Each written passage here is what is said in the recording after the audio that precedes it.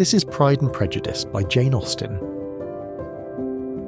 An Echoes from the Dust recording with narration by Christopher West. Chapter 22. The Bennets were engaged to dine with the Lucases, and again, during the chief of the day, was Miss Lucas so kind as to listen to Mr. Collins. Elizabeth took an opportunity of thanking her. "It keeps him in good humour," said she, "and I'm more obliged to you than I can express." Charlotte assured her friend of her satisfaction in being useful, and that it amply repaid her for the little sacrifice of her time. This was very amiable, but Charlotte's kindness extended farther than Elizabeth had any conception of.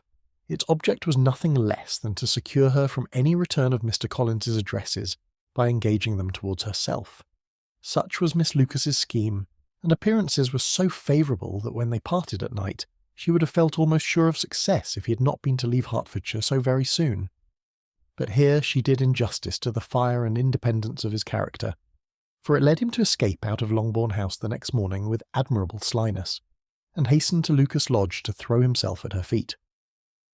He was anxious to avoid the notice of his cousins, from a conviction that if they saw him depart they could not fail to conjecture his design, and he was not willing to have the attempt known till its success could be known likewise. For though feeling almost secure, and with reason, for Charlotte had been tolerably encouraging, he was comparatively diffident since the adventure of Wednesday. His reception, however, was of the most flattering kind. Miss Lucas perceived him from an upper window as he walked towards the house, and instantly set out to meet him accidentally in the lane. But little had she dared to hope that so much love and eloquence awaited her there. In as short a time as Mr. Collins's long speeches would allow, everything was settled between them to the satisfaction of both, and as they entered the house he earnestly entreated her to name the day that was to make him the happiest of men, and though such a solicitation must be waived for the present, the lady felt no inclination to trifle with his happiness. The stupidity with which he was favoured by nature must guard his courtship from any charm that could make a woman wish for its continuance, and Miss Lucas, who accepted him solely from the pure and disinterested desire of an establishment, cared not how soon that establishment were gained. Sir William and Lady Lucas were speedily applied to for their consent, and it was bestowed with a most joyful alacrity. Mr. Collins's present circumstances made it a most eligible match for their daughter, to whom they could give little fortune, and his prospects of future wealth were exceedingly fair. Lady Lucas began directly to calculate, with more interest than the matter had ever excited before, how many years longer Mr. Bennet was likely to live. And Sir William gave it as his decided opinion that whenever Mr. Collins should be in possession of the Longbourn estate, it would be highly expedient that both he and his wife should make their appearance at St. James's. The whole family, in short, were properly overjoyed on the occasion.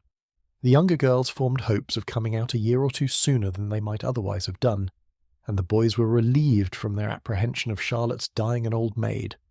Charlotte herself was tolerably composed. She had gained her point and had time to consider of it. Her reflections were in general satisfactory. Mr. Collins, to be sure, was neither sensible nor agreeable. His society was irksome, and his attachment to her must be imaginary, but still he would be her husband. Without thinking highly either of men or of matrimony, marriage had always been her object. It was the only honourable provision for well-educated young women of small fortune, and however uncertain of giving happiness, must be their pleasantest preservative from want. This preservative she had now obtained, and at the age of 27, without having ever been handsome, she felt all the good luck of it. The least agreeable circumstance in the business was the surprise it must occasion to Elizabeth Bennet, whose friendship she valued beyond that of any other person. Elizabeth would wonder, and probably would blame her, and though her resolution was not to be shaken, her feelings must be hurt by such a disapprobation. She resolved to give her the information herself, and therefore charged Mr. Collins, when he returned to Longbourn to dinner, to drop no hint of what had passed before any of the family. A promise of secrecy was of course very dutifully given, but it could not be kept without difficulty, for the curiosity excited by his long absence burst forth in such very direct questions on his return as required some ingenuity to evade, and he was at the same time exercising great self-denial, for he was longing to publish his prosperous love. As he was to begin his journey too early on the morrow to see any of the family, the ceremony of leave-taking was performed when the ladies moved for the night, and Mrs. Bennet, with great politeness and cordiality, said how happy they should be to see him at Longbourn again, whenever his other engagements might allow him to visit them. "My dear madam," he replied, "this invitation is particularly gratifying because it is what I have been hoping to receive, and you may be very certain that I shall avail myself of it as soon as possible." They were all astonished, and Mr. Bennet, who could by no means wish for so speedy a return, immediately said, "But is there not danger of Lady Catherine's disapprobation here, my good sir? You had better neglect your relations than run the risk of offending your patroness." "My dear sir," replied Mr. Collins, "I am particularly obliged to you for this friendly caution, and you may depend upon my not taking so material a step without her ladyship's concurrence. You cannot be too much on your guard. Risk anything rather than her displeasure, and if you find it likely to be raised by your coming to us again, which I should think exceedingly probable, stay quietly at home and be satisfied that we shall take no offence.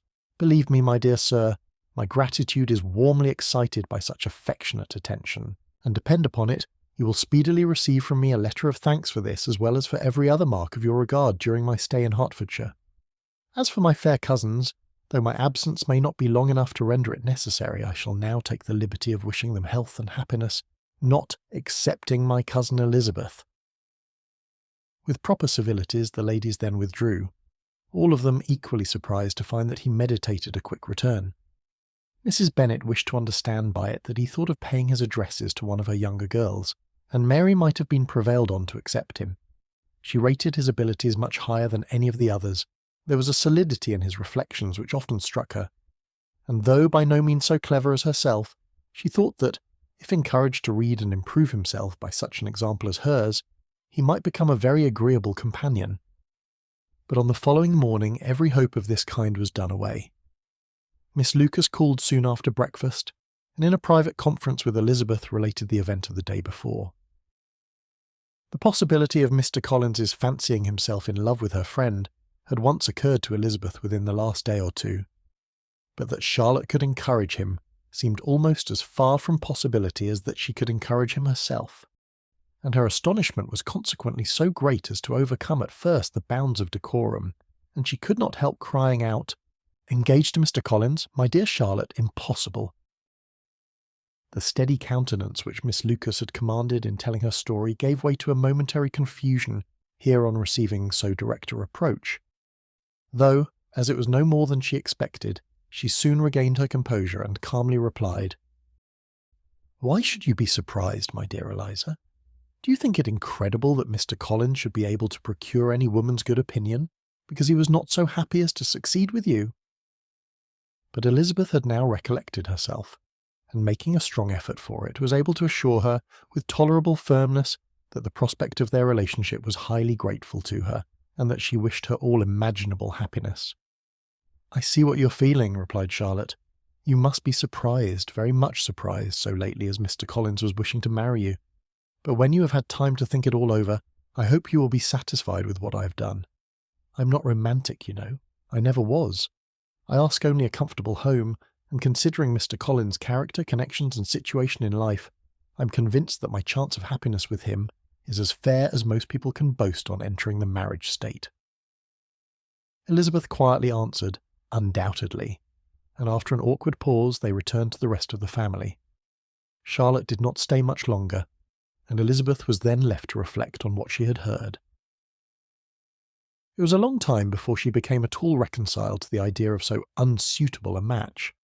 The strangeness of Mr. Collins's making 2 offers of marriage within 3 days was nothing in comparison of his being now accepted.